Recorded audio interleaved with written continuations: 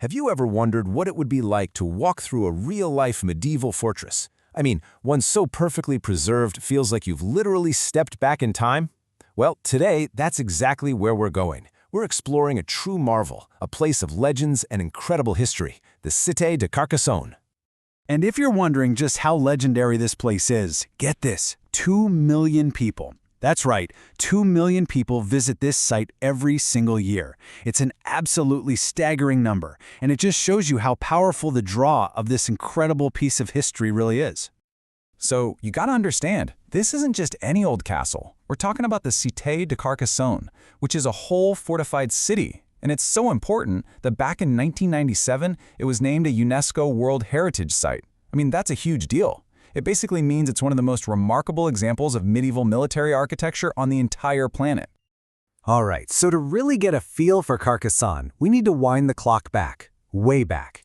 Let's dive into its history and see just how this incredible fortress came to be.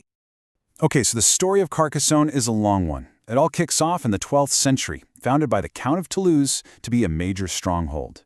And for the entire medieval era, that's exactly what it was, a huge symbol of power. This incredible legacy is what led to it finally being recognized as a site of global importance in 1997. But, this fortress wasn't just about defense. Not at all. It was built to be a massive symbol of power and control. Think about it. For its founder, William IX, this was a statement piece. It was his way of showing everyone for miles around exactly who was in charge. Okay, so when you first lay eyes on Carcassonne, the thing that just hits you is its defenses. These walls are absolutely massive. So let's zoom in and take a closer look at these mighty outer walls. You know how they say location is everything? Well, in medieval warfare, that's literally true.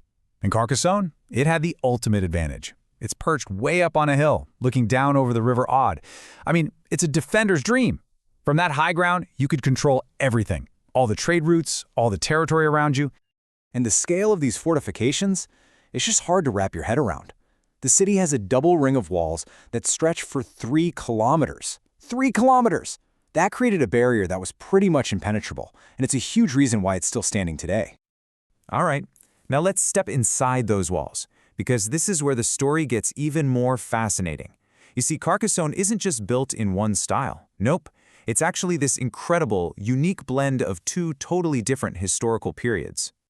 So on one hand, you've got this elegant, soaring Gothic style, with the pointed arches and high ceilings. But right alongside it, you see the older, more rugged Romanesque style. We're talking thick, chunky walls and rounded arches.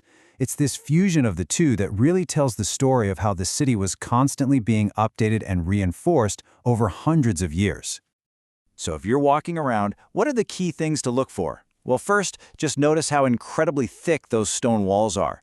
Then you've got all these distinctive towers everywhere. And here's a pro tip. Make sure you check out the famous Tour de la Mar. That's where you'll get some of the absolute best, most breathtaking views of the city. But hey, a fortress isn't just about stone and mortar, right? There's so much more to it. So let's go even deeper now and uncover some of the incredible cultural and historical treasures hidden inside those walls. Right at the spiritual heart of Carcassonne, you'll find 2 magnificent churches. First, there's the Basilica of Saint Nazaire, which is just a stunning architectural masterpiece. And then you have the Saint Michel Basilica, which is home to this amazing collection of art and historical artifacts. And if you pop into the city's museums and galleries, you'll find just a ton of treasures. We're talking impressive collections of fine art and antiques, priceless historical artifacts, and something really cool, ancient medieval frescoes that were painted right onto the walls.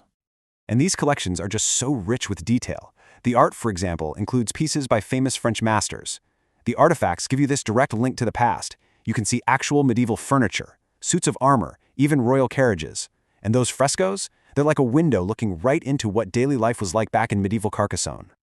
So, there's no doubt Carcassonne is a historical titan. But its story doesn't just stop in the Middle Ages, not by a long shot. Its legacy is still going strong today, and it's become a modern-day legend in its own right. In fact, you might be looking at it and thinking, hey, that looks familiar. And you'd be right. Its iconic shape has been the perfect backdrop for huge blockbusters like The Da Vinci Code, and, of course, epic fantasies like Game of Thrones. It's basically the castle we all picture in our heads. And its influence goes way beyond Hollywood.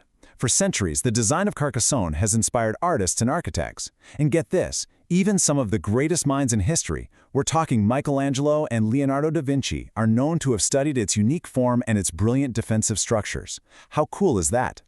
So today, Carcassonne is doing this constant balancing act. On one hand, it's a massive tourist destination. At the same time, it's a vital site for cultural preservation, and on top of all that, it's a huge boost for the local economy. And that brings us to a really interesting and kind of tricky question. When a place like this, a historic fortress, becomes a blockbuster attraction, how do you protect its soul? How do you make sure its history and its authenticity aren't, well, loved to death? It's definitely something to think about.